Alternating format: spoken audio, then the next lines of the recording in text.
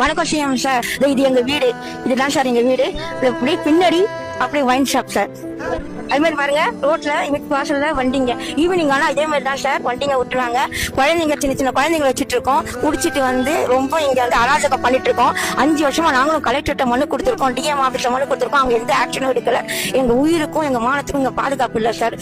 நீங்க தான் பெரிய மனசு பண்ணி அவங்க கூட போன சகோதரி நினைச்சு எங்களுக்கு ஒரு நல்ல வழியா இந்த வைன் ஷாப் எடுக்கிறதுக்கு நீங்க ஒரு வழி பண்ணணும். ரொம்ப நம்மளுக்கு சமாளிக்க முடியல சார். இந்த வீட்டுல இருக்கிற குழந்தைகளுக்கு சாப்பாடு கொடுக்க முடியல, வெளியே வரதுக்கு முடியல. இந்த வாசனை கூடி சீக்கிரமா இந்த நடவடிக்கை எடுக்கணும்.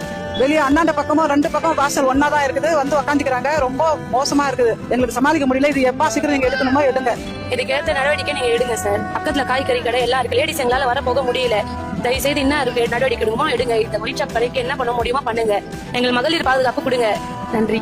பின்னாடியே சார் எங்களுக்கு நீங்க தான் உங்க சகோதரி மாதிரி, எங்களுக்கு உங்களை நம்பிதான் நாங்க இருக்கோம். உங்க ஆட்சியில பயம் இல்லாம வாழனாதான் நாங்க இருக்கோம். எங்களுக்கு நீங்க ஒரு நல்ல வழியை காட்டணும்.